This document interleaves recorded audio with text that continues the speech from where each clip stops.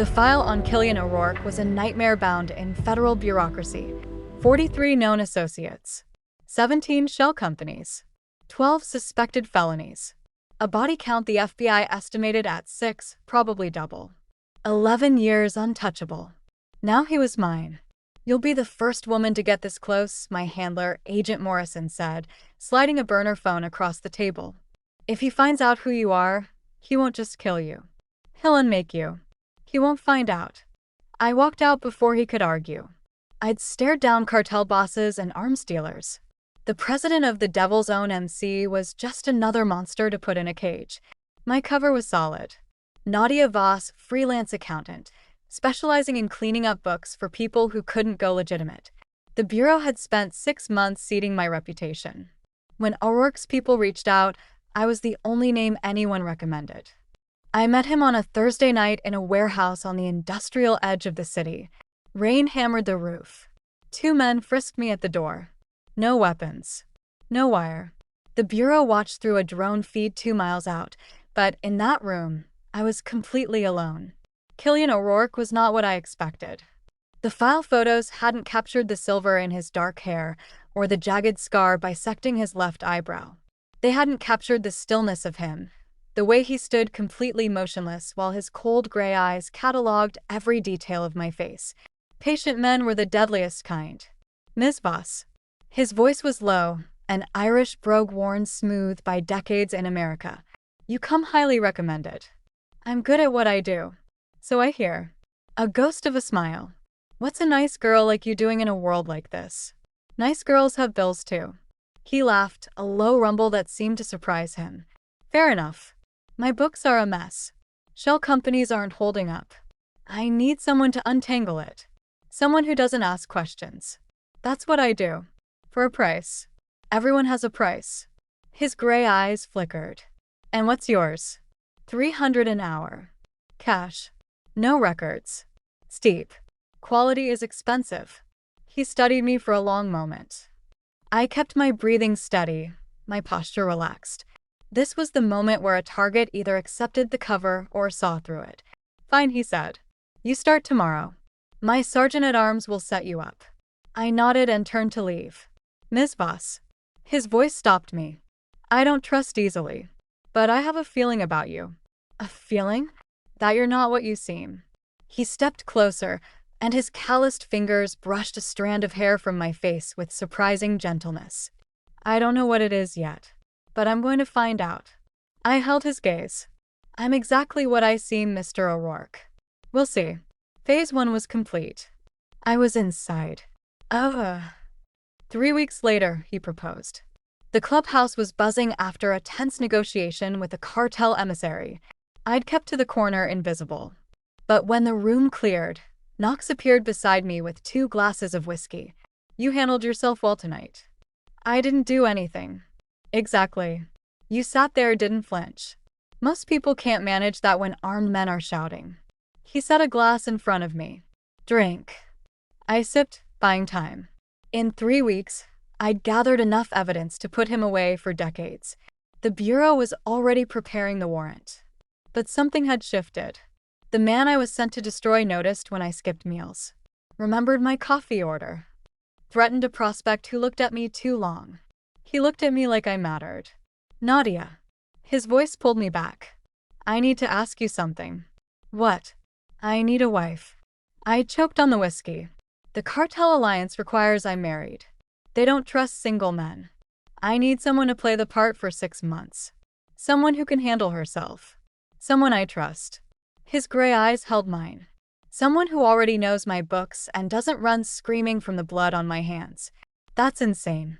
I know. He leaned forward, and the raw intensity in his expression stole my breath. "But here's the thing.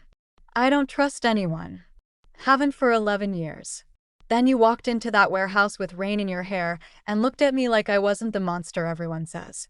You're the only person I've met in a decade who doesn't flinch." I couldn't speak. My mission. My cover. The evidence already gathered. Every instinct screamed to refuse, to extract, to run. He reached across the table and covered my hand with his. His palm was warm, calloused, impossibly gentle. Say yes, he murmured. 6 months. Double your rate. Your own room, your own security. Just pretend to love me for 6 months. That's all I'm asking. The word was on my tongue before I could stop it. Not for the mission. For the man who looked at me like I was the first good thing that had happened to him in 11 years. Yes, I whispered. I'll do it. He lifted my hand to his lips and pressed a kiss to my knuckles. His smile was slow and devastating, and I forgot how to breathe. Somewhere 2 miles away, a drone recorded everything. Agent Morrison was watching. The evidence was ready. And I, Nadia Voss, the best undercover operative the Bureau had ever trained, had just agreed to marry the man I was supposed to destroy. The worst part? I wasn't sure I wanted to stop. The wedding happened in 48 hours. No engagement. No announcements. Just a chaplain who smelled of bourbon, a handful of Devil's Own officers as witnesses, and a contract Knox had his lawyer draft at 3 in the morning. I signed it with the same hand I'd used to photograph his financial records. You're doing great, Morrison's voice crackled through the earpiece during a brief call. Keep him close. The arrest warrant is almost ready. Almost ready. The words tasted like ash. I stood in the clubhouse chapel, a converted storage room with a single stained glass window, wearing a simple white dress Knox had delivered that morning. It fit perfectly.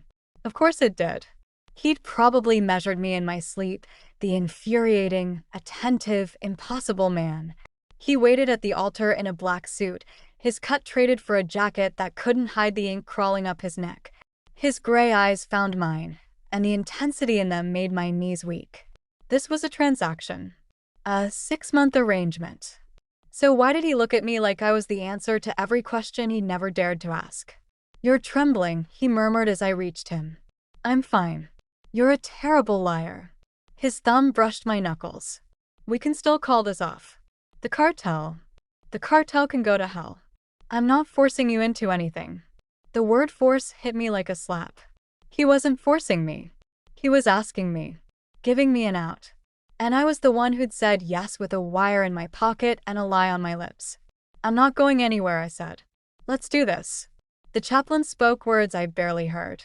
Knox slid a ring onto my finger, a simple platinum band with a small, brilliant diamond. When it was his turn, I pushed a heavier band onto his scarred hand. His fingers closed around mine and held. I don't do this lightly, he said, his voice low enough that only I could hear. This ring means something to me, even if it doesn't to you yet. I couldn't answer. The guilt was a stone in my throat. The chaplain pronounced us married. Knox cupped my face in both hands and kissed me, not the chaste, ceremonial peck I'd expected, but something deeper. Something that felt terrifyingly real. When he pulled back, his gray eyes were bright. Welcome to the family, Mrs. O'Rourke. Oh. The penthouse was on the top floor of a converted warehouse overlooking the river. Exposed brick. Floor-to-ceiling windows. Leather furniture and a kitchen that looked like it had never been used. Knox gave me the master suite and took the guest room for himself. 6 months, he said, setting my bag on the bed. Separate rooms. Separate lives, if that's what you want. I'm not my reputation. Then what are you? He paused at the door. I'm a man who's spent 11 years building walls. You're the first person who ever made me want to tear them down. He left before I could respond. I sat on the edge of the bed and pressed my palm to my chest, trying to slow my racing heart. This was a mission. A target. I couldn't forget that. But his words echoed in my skull for hours. 3 days into the marriage, the cartel emissary arrived. His name was Santiago Reyes, and he was everything the file had described, cold, calculating, with a smile that never reached his eyes. He'd come to verify that Knox had held up his end of the alliance. That meant inspecting me. She's lovely, Santiago said, circling me in the great hall like a vulture. But is she loyal? My wife is none of your concern. Everything about you is my concern. That's the alliance. Santiago stopped inches from my face. Where did you find her? She's an accountant. She cleaned up my books. And now she warms your bed. Convenient. Knox moved faster than I could follow. One moment he was beside me. The next, He had Santiago pinned against the wall with a forearm across his throat. The cartel guards raised their weapons, but the Devil's Own were faster. "Insult my wife again," Knox said, his voice arctic, "and I'll send your head back to your boss in a box." "Understood?" Santiago laughed, though it was strained. "Understood. You're as protective as they said. I'm worse." He released the emissary and stepped back. Santiago had just his collar, his cold eyes finding mine. "My apologies, Mrs. O'Rourke. I meant no disrespect." "Yes, you did. But I accept your apology." I lifted my chin. "Now, if you're done testing us, perhaps we can discuss the shipment schedule like civilized people." Knox's head whipped toward me, surprise flickering across his features. I'd just stepped into his world, really stepped into it, and we both knew it.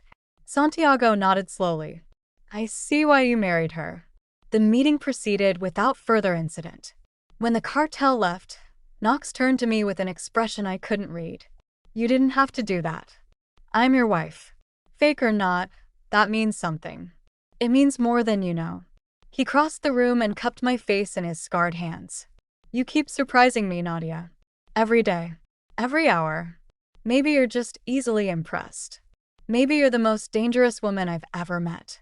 His mouth hovered an inch from mine, and I could feel the heat radiating off him, the barely leashed desire that threatened to consume us both.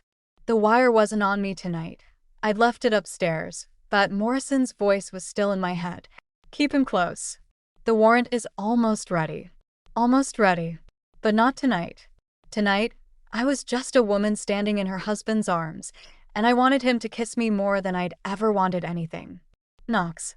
The front door burst open. Rook, his sergeant-at-arms, stood in the doorway with a face like granite. "Boss, we've got a problem. The feds raided the South warehouse. Someone tipped them off." Knox's expression went cold.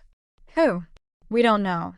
But whoever it is," Rook's eyes flicked to me, just for a second. "They're inside the organization." Knox turned to look at me, and for one terrible heartbeat, I was certain he knew. But he just pressed a kiss to my forehead and grabbed his cut. "Lock the doors. Don't open them for anyone but me." His gray eyes held mine. "I'll be back." He was gone before I could respond. I stood in the empty penthouse, my heart a war drum, the ring on my finger suddenly heavy as a shackle. The FBI had moved without warning me. The raid was happening now, and someone inside the Devil's Own was about to take the fall for my betrayal. The worst part? I still didn't know if I wanted to stop it. The penthouse was too quiet. I stood at the window, watching the river glitter under a cold moon, the ring on my finger catching the light. Somewhere across town, federal agents were tearing through a warehouse based on evidence I'd gathered. My evidence. My betrayal. And I hadn't even known they were moving. Morrison had cut me out. That meant one of two things. Either the Bureau didn't trust me anymore, or they were trying to protect me. I wasn't sure which was worse. The door crashed open at 2 a.m. Knox strode in, his cut streaked with rain, a fresh bruise blooming on his jaw. His gray eyes swept the room, found me by the window, and something in his posture shifted. Relief, maybe, or the ghost of it. "You're still here. Where else would I be?" "The feds hit our South warehouse. Cleaned out $500,000 in product and arrested 4 of my men." He crossed to the bar and poured whiskey with hands that weren't quite steady. "Someone talked. Someone inside." My heart stopped. "Do you know who?" "Not yet. But I will." He drained the glass and turned to face me. "Rook found something. A tracking device on one of the shipment crates. Military grade. Not something a street snitch would have access to." I kept my face perfectly still. "What does that mean?" "It means we're not dealing with a greedy prospect or a rival club. This is federal." His gray eyes pinned me to the spot. "Someone's been feeding information to the FBI." The silence stretched like a wire about to snap. I'd been trained for this moment. The accusation, the discovery. I had a cover story ready, an escape route planned. But standing here, looking at the man who'd kissed my forehead and threatened a cartel emissary for insulting me, I couldn't make the words come. "Whoever it is," I said carefully, "they're probably long gone by now. Maybe. Or maybe they're still here, waiting for the next opportunity." He set the glass down and walked toward me. You've had access to everything, Nadia. My books. My shipments. My schedules. Are you accusing me? I'm asking you. He stopped inches away, close enough that I could smell rain and whiskey and the faint copper of blood. Is there something you want to tell me?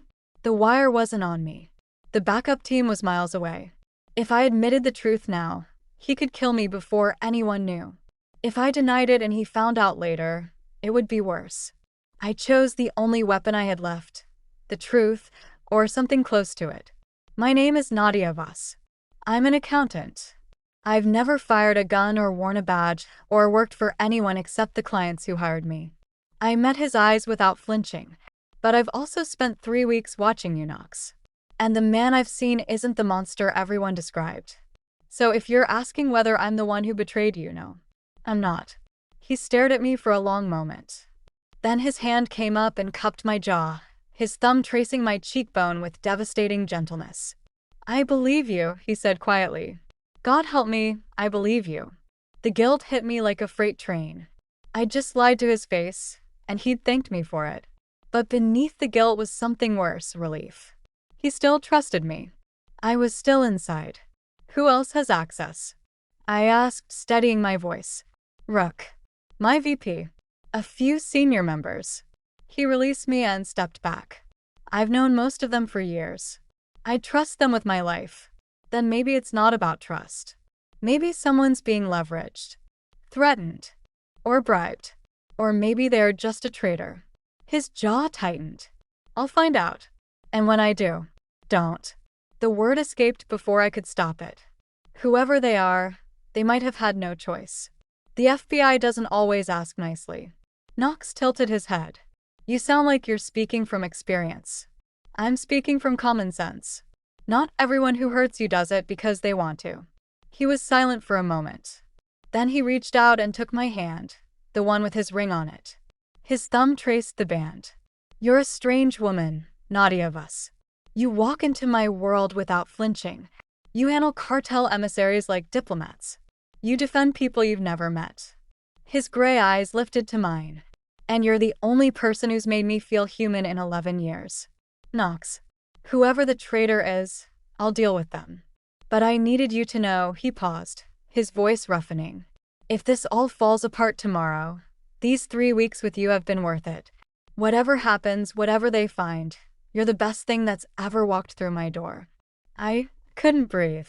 He was standing in front of me, covered in rain and blood and the weight of a crumbling empire, telling me I was the best thing in his life. And I was the one destroying him. Go to bed, I whispered. We'll figure this out in the morning. He pressed his lips to my forehead, gentle, reverent, devastating, and walked to his room. The door clicked shut. I stood alone in the dark penthouse, the ring burning on my finger, and made a decision. I couldn't let him take the fall for my mission. I couldn't let him go to prison believing the one person he'd trusted was a lie. But I also couldn't blow my cover, not yet. The Bureau would disavow me. The Devil's Own would kill me. There was no clean way out. Unless I found the real traitor first. I grabbed my laptop and began digging into the club's financial records. Not the surface files I'd already copied, but the deep layers I'd flagged and left untouched. Money trails. Offshore accounts. A shell company that didn't trace back to Knox at all. Someone else was bleeding the Devil's Own dry. Someone who'd been doing it long before I arrived. And if I could find them before the Bureau moved again, maybe, just maybe, I could save the man I was supposed to destroy. The screen glowed in the darkness. Outside, the river kept flowing. And somewhere in the city, the real traitor was still watching. The money trail didn't lead to a greedy prospect. It led straight to Santiago Reyes. I sat in the dark penthouse at 3 a.m, staring at my laptop. The shell company was registered in the Caymans, but the transaction timestamps lined up with every cartel deal Knox had brokered. Someone was bleeding the Devil's Own dry while feeding the FBI just enough to keep the heat on Knox. Santiago. It had to be. My burner phone buzzed. Morrison. Status report. We move on the clubhouse in 48 hours. I need you out before then. You can't. I found evidence the cartel is manipulating the FBI. Santiago Reyes has been embezzling from Knox and using the Bureau as his weapon. Silence. That's not your concern. Your mission is O'Rourke. The case could be compromised. The evidence I gathered might be tainted. Or you're getting too close to the target. Morrison's voice was ice. I warned you, Nadia. Don't make me pull you out. He hung up. I stared at the phone, then at the ring on my finger. I couldn't wait for the Bureau. I needed proof, undeniable evidence that would expose Santiago and clear Knox's name, and I knew where to get it. The cartel operated out of a downtown nightclub called Obsidian. I called Santiago directly. I have information about the FBI raid. Meet me at Obsidian in 1 hour. Mrs. O'Rourke, does your husband know you're reaching out to me? This isn't about my husband. Come alone. I dressed in black and slipped out through the service elevator. The city was quiet, streets slick with rain. I didn't tell Knox where I was going. I couldn't. Obsidian pulsed with bass and bodies. Santiago waited in a private booth, 2 guards flanking him. He dismissed them with a flick of his fingers. You've got nerve, coming here alone. I set a folder on the table. The shell company. The embezzlement. The tips you've been feeding the FBI while you robbed my husband blind. His smile didn't waver. You've been busy. I'm an accountant. It's what I do. I leaned forward. I want the truth. Enough to clear Knox's name. Santiago laughed, low and ugly. You think I'll confess? You're either brave or stupid. His cold eyes glinted. Walk away. Disappear. The feds are coming. Your husband is finished, and anyone close to him will burn. I'm not walking away.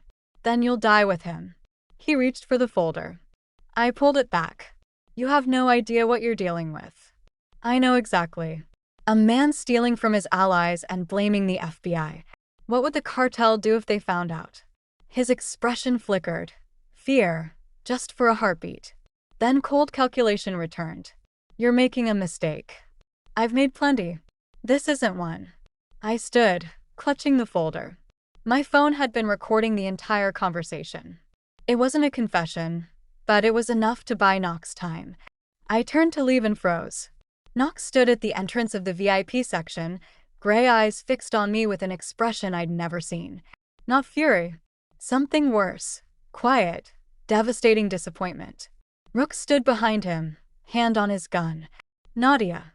His voice was arctic. Why is my wife meeting with the cartel?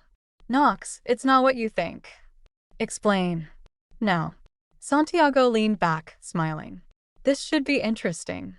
I opened my mouth, the lie ready. But looking at Knox's face, the man who'd kissed my forehead and trusted me against all logic, I couldn't do it anymore. My name is Nadia Voss. I'm an undercover agent for the FBI. I was sent to take you down. The words tumbled out. But I found something else. Santiago has been robbing you and feeding the Bureau just enough to keep you as the target. I came here tonight to get proof. Silence. Absolute silence. Knox's expression didn't change, but something in his gray eyes went dark. Empty. You're FBI. I stepped toward him. I found the evidence. Santiago is the real traitor. I can prove it. Why should I believe anything you say? Because I'm still standing here. I could have run. I could have let the raid happen and disappeared. But I didn't. I came here to save you. Santiago rose, clapping slowly. A federal agent and a traitorous wife. I'll leave you to sort this out. He slipped out the back with his guards. No one stopped him. No one moved. The music pounded through the walls. Knox stared at me for an eternity. Then his hand came up and cupped my jaw, the same devastating gentleness he'd always used. You lied to me. Every word. Every touch. Every time you looked at me like I was something more than a target. His thumb traced my cheekbone. And I believed you. God help me, I believed every single word. I never lied about my feelings. Only about who I was. Same thing. No, it's not. I pressed the folder into his chest. Read it. All of it. Then decide whether you still want me gone. I turned and walked toward the exit, waiting for Rook's gun, for Knox's roar. But there was only silence. In that silence, I realized I'd confessed the unforgivable and handed the only proof I had to a man who might never trust me again. I didn't get far. Rook caught me in the alley behind Obsidian, his massive hand closing around my arm before I reached the street. "Boss wants you back." "No." I gave him the folder. "That's everything I have."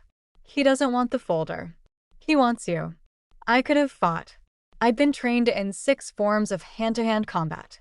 But something in Rook's voice, not anger but urgency, made me turn around. Knox stood in the VIP section, the folder open on the table. His gray eyes lifted when I entered, and the look in them made my chest crack open. He'd been reading. He'd seen the evidence. "You came back." Rook didn't give me a choice. There's always a choice. He closed the folder. "You could have run. You didn't." "I'm tired of running. I've been running since the day I took this assignment." He crossed the room slowly, each step deliberate. "The FBI sent you to destroy me. Instead, you uncovered a conspiracy I didn't even know existed. Santiago has been stealing from me for months. And you..." He stopped inches away. "You could have let the raid happen. You could have disappeared. Why didn't you?" "Because you didn't deserve it." My voice cracked. "Because the man I was sent to destroy isn't a monster. He's the first person in years who made me feel like I mattered. And I couldn't let him go to prison for something he didn't do. Even if it means betraying your own agency." "I already have." The silence stretched. Then his hand came up and cupped my jaw, his thumb tracing the line of my cheek. His touch was exactly the same as it had been the night we met, calloused and gentle, devastating and kind. "You're the most dangerous woman I've ever met," he murmured. "You walked into my world with nothing but lies and a wire, and somehow you still managed to be the only real thing in it. I'm sorry. For all of it. Don't apologize yet. We're not out of this." He released me and grabbed his cut from the booth. "The FBI is moving in less than 48 hours. If we don't expose Santiago before then, everything falls apart." You still trust me?" "I trust the evidence." His gray eyes flickered. "The rest, we'll figure out later." The plan was reckless, borderline suicidal. But it was the only move we had left. Santiago kept his private files in a safe at Obsidian. Physical ledgers, backup drives, the kind of evidence that couldn't be hacked or deleted. If we could access them before the FBI raid, we could prove the embezzlement and feed it to the Bureau in time to redirect their target. "We need to break into a cartel stronghold in the middle of the night," Rook summarized. "No backup. No warrants. Just us. That's the plan. I've waited 11 years for you to lose your mind. Guess today's the day." We moved at 3 in the morning. The club was closed, but the security detail was heavy, cartel guards who wouldn't hesitate to shoot. Rook's team created a diversion at the front entrance, drawing them away while Knox and I slipped through the back.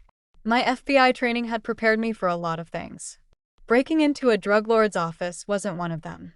But Knox moved like he'd been doing this his whole life, silent, lethal, utterly confident. He picked the lock on Santiago's office in under 30 seconds and disarmed the alarm with a device Rook had provided. "Impressive," I whispered. "I'm full of surprises." The safe was behind a false wall panel. I worked the combination while Knox kept watch. The numbers blurred, my heart hammering. If Santiago had changed the code since my intel was gathered, we were dead.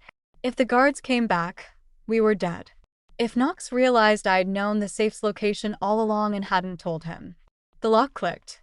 The safe swung open. Ledgers. Drives. A stack of documents detailing every transaction Santiago had made over the past 6 months. I grabbed everything and shoved it into a bag. "Got it. Then let's." A gun cocked behind us. "Going somewhere?" Santiago stepped out of the shadows, flanked by 2 guards. His smile was cold and satisfied. "I knew you'd come. It's what I would have done." He gestured, and his men grabbed us, forcing us into chairs. "The FBI raid is still happening, O'Rourke. But you won't be there to see it. You won't get away with this." "I already have. You'll be dead, your wife will be dead, and the evidence you just stole will burn with this building." He nodded to his men. "Kill them. Make it look like an accident." The guards raised their guns. I closed my eyes, reaching instinctively for Knox's hand. His fingers closed around mine, solid and warm. "Knox," I whispered. "I'm sorry. Don't be." His voice was steady. "I'd do it all again." The door exploded inward. Federal agents flooded the room. Morrison at the front, his weapon raised. "FBI, drop your weapons." Chaos erupted. Guards fired. Agents returned fire. Santiago tried to run and was tackled by 2 agents before he reached the back exit. Knox pulled me to the floor, shielding me with his body until the gunfire stopped. When the smoke cleared, Santiago was in handcuffs. Morrison stood over us, his expression unreadable. "Agent Voss, looks like you've been busy. I've got everything. The embezzlement, the conspiracy, the cartel's entire operation. Santiago was your real target all along." Morrison's jaw tightened.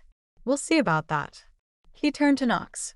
"As for you, you're still under arrest. The warrant stands." Knox didn't resist. He just looked at me, and in his gray eyes was something I'd never expected to see from a man who just lost everything. "Peace. It's okay," he said quietly. "You did the right thing." The agents pulled him to his feet. I watched them lead him away, the bag of evidence clutched against my chest, his ring still on my finger. I'd saved him from Santiago's trap, but I hadn't saved him from the law. And as the first light of dawn broke over Obsidian, I realized the hardest choice was still ahead. The FBI field office was chaos. Agents swarmed the hallways, phones ringing off the hook, Santiago's arrest igniting a firestorm of paperwork and press conferences. I sat in an interrogation room, still wearing the same black clothes I'd worn to Obsidian, the bag of evidence already catalogued and filed. Morrison stood across from me, his arms crossed. "You broke protocol. You withheld evidence. You compromised a major investigation." He paused. "You also exposed a conspiracy we didn't know existed. Santiago Reyes is looking at life in prison. The cartel's financial network is in shambles. Is that a reprimand or a thank you?" "It's a question." He sat down across from me. "What do you want, Nadia? You're the Bureau's best agent. But after tonight, I don't know where your loyalties lie." I looked at the ring still on my finger. Knox was never the real target. You know that now. O'Rourke is still a criminal. The warrant stands.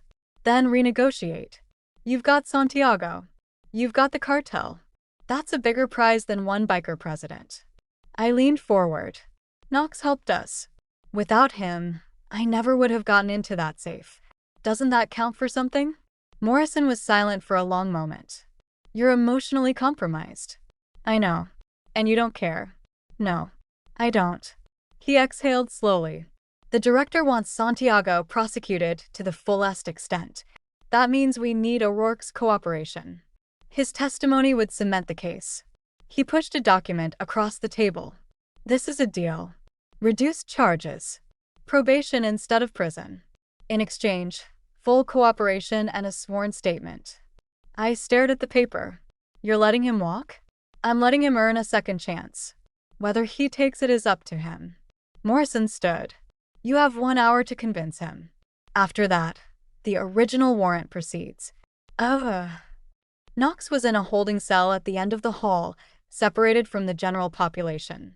He sat on the bench, still in his cut, his gray eyes fixed on the wall. When the guard let me in, he didn't look up. "Come to gloat?" "I came to make a deal." I sat beside him on the bench. "The Bureau wants Santiago. To get him, they need your testimony. You give them everything, the cartel, the embezzlement, the full story, and they drop the charges. Reduced charges. Probation. You stay out of prison." He turned to look at me. "Why would they offer me that?" "Because I asked them to." I held his gaze. "Because you're not the monster I was sent to destroy. You're a man who got caught in a trap set by someone worse. And I'm not going to let you go down for something Santiago did. You lied to me." "Yes. Every day. Every word." "Not every word." I took his hand, threading my fingers through his. "I never lied about the way you made me feel. I never lied about you being the first person who made me feel like I mattered. And when you kissed me at the altar, I wasn't pretending." He stared at our joined hands. How do I trust anything you say? Read the deal. Read my testimony. I've already filed a statement saying you cooperated willingly. I'm putting my career on the line for you. I pressed the document into his palm. I'm not asking you to forgive me. I'm asking you to give yourself a future, even if I'm not in it. Silence filled the cell. Then his fingers closed around the paper. There was a moment, he said quietly, in the penthouse, when you told me you weren't leaving. I believed you. Even though I knew something was off, I believed you because I wanted to. He lifted his gray eyes to mine. I still wanna. I'm not asking for your trust. Just your signature. He looked at the document. Then at me. Then he reached up and cupped my jaw with the same devastating gentleness he'd used the night we met. You're the most infuriating woman I've ever met. I've heard that before. I bet you have. His thumb traced my cheekbone. Fine. I'll sign. But I have one condition. What? You testify with me. Together. Whatever comes next, we face it together. I couldn't breathe. Knox, I'm not letting you walk away, Nadia. You broke my trust. You also saved my life. We're even now. But whatever this is between us, he pressed his forehead to mine. I'm not done fighting for it. Neither am I. He kissed me. Not the gentle, reverent kiss from the wedding. Something fiercer. A promise. When we broke apart, he was almost smiling. Let's go make a deal with the devil. 2 hours later, the paperwork was signed. Knox walked out of the FBI field office a free man. Supervised probation, testimony pending, but free. I walked beside him, the morning sun blinding after the fluorescent lights of the cell. What now? I asked. Now we bury Santiago. Then he took my hand, his ring still glinting on my finger. We figure out what's real. You and me. No more lies. No more covers. That sounds terrifying. It's a different kind of terrifying. His gray eyes met mine. You in? I looked at the man I'd been sent to destroy, scarred, stubborn, still holding my hand like I was the only solid thing in a shifting world. I'm in. The devil's own clubhouse felt different without the weight of secrets pressing down on my chest. I stood on the rooftop, watching the sun rise over the river. The federal raid had been called off. Santiago Reyes was in federal custody, his financial empire crumbling under the weight of the evidence I'd pulled from his safe. Morrison had filed my report with a note commending my instincts, though he'd also added a formal reprimand for insubordination. Fair trade. Footsteps sounded behind me. Knox emerged onto the rooftop, 2 coffee mugs in his hands. He'd traded his cut for a simple black sweater, but the authority still clung to him. Once a king, always a king. You're up early. Couldn't sleep. I took the mug he offered. Too much to think about. The deal is solid. Santiago goes away for life. My testimony seals it. He leaned against the railing beside me. The club is safe. You did that. We did that. I seem to recall you doing most of the work while I sat in a holding cell. You signed the papers. You trusted me when you had every reason not to. I turned to face him. That counts for something. He was quiet for a moment. I've been thinking about what happens next. After the trial. After the probation. His gray eyes found mine. The club is changing. Less territory wars. More legitimate business. My VP can handle the day-to-day. I've been thinking about stepping back. From the club? From the life. 11 years is a long time to be someone else's villain. He set his mug down. I bought a piece of land up north. Quiet. Mountains. A cabin that needs work. He paused. I was wondering if you'd come see it. With me. My breath caught. Knox, I know you have a career. The FBI. Morrison said they'd take you back, probably with a promotion after this case. His voice was steady, but his hands were clenched at his sides. I'm not asking you to give that up. I'm just asking if you'd consider. Yes. Something different. Something with, he stopped. Yes. Yes, I'll come see the cabin. Yes, I'll consider something different. I set my mug beside his and took his hands. I've spent my entire career pretending to be other people. Nadia Voss was supposed to be just another cover. But she's not. She's the first real version of me I've ever known. What are you saying? I'm saying I don't want to go back to the bureau. I don't want to be someone else anymore. I squeezed his fingers. I want to be whoever I am when I'm with you. He stared at me for a long moment. Then his hands came up and cupped my face, and his kiss was everything. Relief, hope, the first fragile spark of a future neither of us had dared to imagine. When we broke apart, his forehead rested against mine. I love you. I should have said it sooner. I should have said it the night I asked you to marry me. I love you too. The words felt foreign and inevitable. Even when I was lying about everything else, that was true. He laughed, low and surprised. You're the most contradictory woman I've ever met. I'm aware. Good. I like contradictions. The cabin was everything he'd promised and nothing like I'd imagined. It sat on a ridge overlooking a valley that turned gold in the afternoon light, surrounded by pines and silence.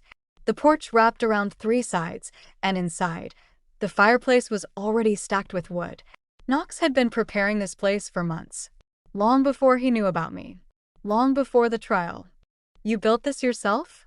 Most of it. Rook helped with the foundation. He stood in the center of the main room, suddenly almost shy. It's not much, but it's mine. Ours if you want it.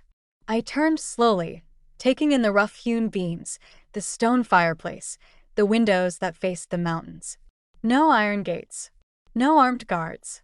Just peace. It's perfect. Yeah. I walked back to him and looped my arms around his neck.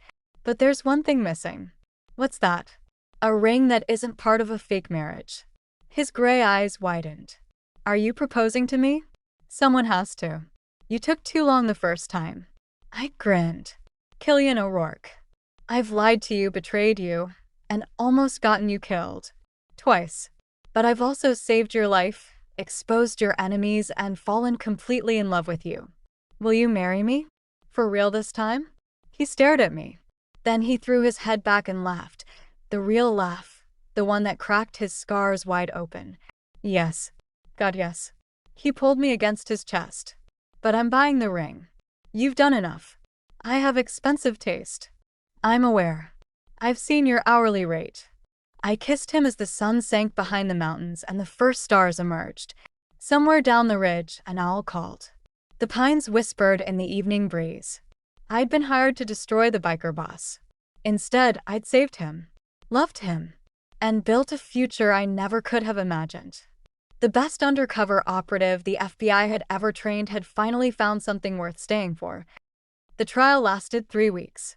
Santiago Reyes sat in the defendant's chair with the same cold smile he'd worn at Obsidian, but his eyes betrayed him. He hadn't expected the ledger. He hadn't expected Knox's testimony. He definitely hadn't expected a decorated FBI agent to take the stand and dismantle his entire operation piece by piece. I testified for 2 days. Names, dates, transactions.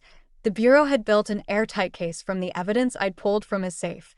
When the defense attorney tried to discredit me by revealing my cover marriage, the jury didn't flinch. They'd already seen the documents. They knew who the real criminal was.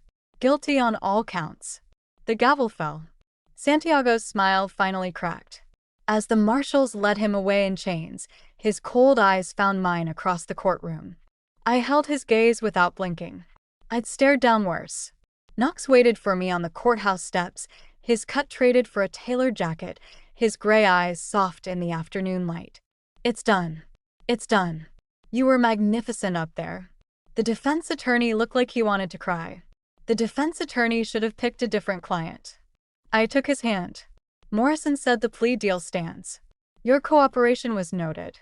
Probation, no prison time. I heard. He pulled me gently toward the parking lot. I also heard my fiancé is being promoted. Special agent in charge of the organized crime task force. Fiancé. That's still strange to hear. Better get used to it. We've got a wedding to plan. I laughed, surprised and light. After everything, the lies, the danger, the confession in a cartel nightclub, we were still standing. Together. The wedding was small. Rook served as best man, his beard trimmed for the occasion. Morrison attended in a suit that looked uncomfortable, though he'd softened considerably since the trial. A handful of Devil's Own members lined the back rows, their cuts exchanged for jackets. Mrs. Calloway, who'd apparently known Knox since he was a reckless teenager, cried into her handkerchief the entire time. I wore a simple white dress. No lace, no train, nothing like the rush ceremony in the clubhouse chapel. This one was real. This one was mine. Knox waited at the altar, his gray eyes fixed on me with an intensity that still stole my breath.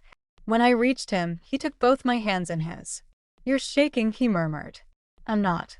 Liar. His thumb traced my knuckles. You're a terrible liar, Nadia. You always have been. Only with you. The chaplain spoke. Vows were exchanged. Real ones, not the transactional promises we'd made 6 months ago. When Knox slid the new ring onto my finger, a platinum band with a diamond that caught the sunlight, his voice was rough. I spent 11 years building walls. You tore them down in 6 weeks. I don't know what I did to deserve you, but I'm going to spend the rest of my life earning it. I blinked back tears. You already have. I love you. For real this time. I love you too. For real this time. He kissed me, and the small crowd erupted in cheers. Rook fired a confetti cannon that startled the officiant. Morrison actually smiled, a rare, almost unsettling expression. Mrs. Calloway sobbed louder. We walked back down the aisle together, hands intertwined, and stepped into the golden afternoon light. The mountains stood silent on the horizon, the same mountains that surrounded the cabin where we'd start our real life together. What now? I asked. Now we go home. The cabin. The quiet. All of it. He pulled me against his side. Unless you're having second thoughts about giving up the badge. The badge was never who I was. It was just a role. I looked up at him. You're the first person who ever saw the woman underneath. That woman is my favorite person. She's also unemployed. She's also the future owner of a very successful accounting firm. Legitimate clients only. He smiled, the real smile. I checked. There's a building for sale in town. Good location. Lots of small businesses need bookkeeping. You already scouted a location? I'm an optimist. You're a strategist. There's a difference. Guilty. He kissed my forehead. So what do you say? Want to go into business together? O'Rourke and O'Rourke? I laughed, the sound echoing across the courthouse steps. That's the worst name I've ever heard. I'm open to suggestions. How about just home? That's what it feels like. He was quiet for a moment. Then his arms wrapped around me, pulling me close. Home, he repeated. I like that. We drove toward the mountains as the sun sank behind the peaks. The cabin waited, the future stretched ahead, and the man I'd been sent to destroy held my hand like I was the most precious thing in the world. I'd been hired to bring down a monster. Instead, I'd found a man worth fighting for. 1 year later, the accounting firm of O'Rourke v. Voss occupied a brick storefront on Main Street, sandwiched between a bakery and a bookstore in a town so small the post office still knew everyone by name. I'd painted the door teal. Knox had voted for black, but he'd been outvoted, and hung a brass sign that caught the morning light. On a Tuesday in late autumn, I sat at my desk reviewing quarterly reports for a local hardware store when the bell above the door chimed. Morrison walked in, looking deeply out of place in his government-issued suit. Agent Morrison. Or is it deputy director now? Deputy director. He sat across from my desk without being invited. You look well. Rural life suits you. It's the fresh air. And the lack of people trying to kill me. I've got a proposal for you. The Bureau is putting together a task force to dismantle cartel financial networks. We need someone who knows how to follow money trails across international borders. He slid a folder across my desk. I want you to head it. Consultant position. You'd work from here, fly to DC once a month. Full clearance, excellent pay. I didn't touch the folder. Why me? Because you're the best analyst I've ever trained. Because you took down Santiago Reyes when half the Bureau said it couldn't be done. He paused. And because you proved that sometimes the line between criminal and agent isn't as clear as we pretend. That almost sounds like an apology. It's an acknowledgement. I should have listened to you sooner. I opened the folder and scanned the details. The position was legitimate. Senior consultant, flexible hours, work I could do remotely. It was everything I'd once wanted. The career I'd trained for. The recognition I'd earned. I need to think about it. Take your time. The offer stands. Morrison rose and walked to the door. For what it's worth, Nadia, I'm proud of you. Not many agents could have done what you did. Even fewer would have walked away from the bureau to do it. He left, the bell chiming behind him. I stared at the folder for a long moment. Knox found me on the back porch of the cabin, the folder unopened in my lap, the valley below painted gold by the setting sun. He'd been chopping wood again, his flannel sleeves rolled to his elbows. Morrison came by the shop, he said, settling beside me. He said he offered you a job. He offered me a task force. International cartel finances. Consultant position. That's what you always wanted. It was. Once. I turned to face him. But I'm not the same person I was 2 years ago. No, you're not. He took my hand, his thumb tracing my wedding ring. You're the woman who runs O'Rourke v. Voss. The woman who knows every business owner in this town by their first name. The woman who helps bakers and bookstore owners and hardware stores stay open. He paused. The woman who saved my life and then married me. Your point. My point is, whatever you decide, I'm here. If you want to take the job, I'll support it. If you want to stay here and run the firm, I'll support that too. His gray eyes held mine. You're not trapped, Nadia. You never were. I looked at the folder, then at the man beside me, then at the valley I'd come to love, the cabin we'd filled with books and blankets, and the quiet rhythm of a life I'd never imagined. I don't want the job. You're sure? I'm sure. I set the folder aside. I've spent my entire career chasing the worst people in the world. I'm ready to spend the rest of it building something good. Here. With you. He pulled me against his side. You know, for a former undercover agent, you're getting very sentimental. Blame the fresh air. I blame the company. He pressed a kiss to my temple. I'm proud of you too. I don't think I've said that enough. You've said it plenty. Then I'll keep saying it until you're sick of hearing it. I laughed and leaned into him. The first stars were emerging, one by one, scattered across the darkening sky like promises waiting to be kept. The bakery next door to my office was owned by a woman named Rosa, who'd fled an abusive marriage and started over with nothing but a rolling pin and a sourdough starter. She'd been my first client when I opened the firm. Every morning, she brought me coffee and a pastry, and every month, she paid my invoice with a smile that made the work feel less like accounting and more like community. One morning, she stopped by my desk with an extra croissant and a familiar look in her eyes. There's a woman at the shelter Tanya opened. She needs help. Her husband was in an MC, she won't say which one, and she's trying to start over. She doesn't have any money, but she wants to open a florist shop. What's her name? Clara. She's scared. But she's got the same look you had when you first moved here. Like she's been running so long she forgot how to stop. I thought about Tanya's shelter, the one she'd named after her sister.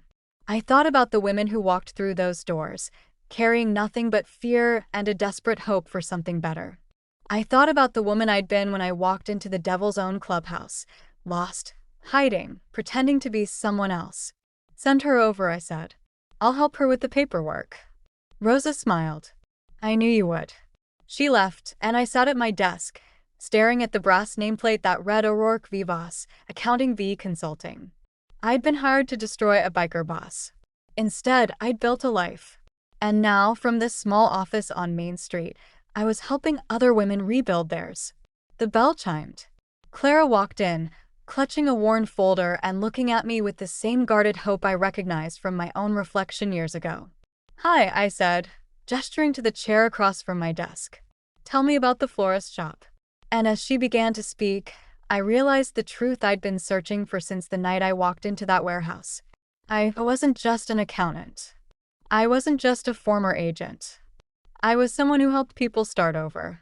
Just like I had. Just like Knox had. Just like everyone who'd ever been broken and decided to build something beautiful from the pieces. 3 years later, the cabin on the ridge had grown. What started as a rough-hewn retreat was now a home, a wraparound porch crowded with flower boxes, a swing set Knox had built by hand, and a vegetable garden that refused to die no matter how many times I forgot to water it. The Devil's Own MC was a distant memory. The clubhouse sold to a developer who'd turned it into a community center. Rook ran a security firm now. The old members had scattered into legitimate lives. I stood at the kitchen window, watching Knox push our daughter on the swing. Maya, named after no one, just a name we loved, was 2 years old, with her father's gray eyes and my stubborn chin. She shrieked with delight every time the swing reached its highest point, and Knox, the former president of the most feared MC on the eastern seaboard, laughed like a man who'd never known darkness. The bell above my office door chimed less frequently these days. I'd taken on a partner, Clara, the florist I'd helped years ago, who'd turned out to have a head for numbers that rivaled my own. O'Rourke, boss V. Harper, now occupied the entire brick storefront on Main Street. We specialized in helping small businesses owned by women, by refugees, by anyone who'd been told they didn't belong. The work was quiet, unremarkable, absolutely sacred. Morrison's task force had succeeded without me. He sent a Christmas card every year, signed by agents I'd never met, thanking me for the foundational work. I kept the cards in a drawer, a reminder of the life I'd left behind. Mommy, look. Maya had abandoned the swing and was running toward the house, clutching something in her tiny fist. Knox followed, his hands in his pockets, his smile soft. What is it, baby? A frog. I found a frog. She opened her palm to reveal a small green creature, utterly unimpressed with its capture. I knelt down, examining it with the seriousness the moment deserved. He's very handsome. His name is Pickles. Pickles the frog. An excellent name. He needs a home. Can we keep him? I looked at Knox. He shrugged, still smiling. I'll build a terrarium. Yay. Maya ran inside, frog cupped carefully against her chest, already narrating Pickles' new life to herself. Knox pulled me against his side. She's exactly like you. I was never that enthusiastic about amphibians. I meant stubborn, determined, incapable of taking no for an answer. He kissed my temple. She's perfect. So are you. I'm a retired criminal with a woodworking hobby and a wife who's too good for me. You're a man who built a home from nothing, who taught me that starting over isn't the same as failing. I turned to face him. You're the best thing that ever happened to me, Killian O'Rourke. Even though you were sent to destroy me, because I was sent to destroy you. And I chose something else instead. He kissed me properly then, his hands cupping my face with the same devastating gentleness he'd used the night we met. When we broke apart, Maya was at the window, making exaggerated gagging sounds. Gross. Mommy and Daddy are kissing again. Get used to it, Pickles. Knox called back. It's how you got here. Knox. What? It's true. I buried my face in his chest, laughing. This was my life now. Frogs and swing sets, and a man who'd once ruled an empire and now built terrariums. It was ordinary, messy, unremarkable. It was everything I'd never dared to want. That evening, after Maya was asleep and Pickles was installed in his new glass palace, Knox and I sat on the porch, watching the stars emerge over the valley. I got a call today, he said quietly, from a woman named Elena. She runs a shelter for women leaving outlaw clubs. Tanya's old operation. I know Elena. I helped her with her taxes last year. Of course you did. He shook his head. She's expanding, opening a second location. She wants me to consult on security. Are you going to do it? I think so. It's not the club. It's not the life. But it's something. He turned to me, his gray eyes serious. You spent years taking down criminals. I spent years being one. Maybe it's time we both used what we know to help people who can't help themselves. I took his hand. That sounds like a plan. It's a different kind of plan. Less gunfire. I'm in favor of less gunfire. He laughed, and the sound echoed across the valley. Inside, Maya stirred, murmuring something in her sleep about frogs and swings. The cabin creaked gently, settling into the earth. I thought about the night I'd walked into that warehouse, the rain, the file, the man who'd looked at me like he could see through every lie. I'd been so certain I was the hunter. But somewhere along the way, I'd become the one who was found. I love you, I said. For real. Forever. Forever is a long time. Not long enough. He pulled me closer, and we watched the stars wheel overhead, silent and ancient and full of promise. The woman who'd been hired to destroy the biker boss had become his wife, his partner, his home. And the biker boss had become something no one ever expected. A good man. A loving father. A second chance. The end.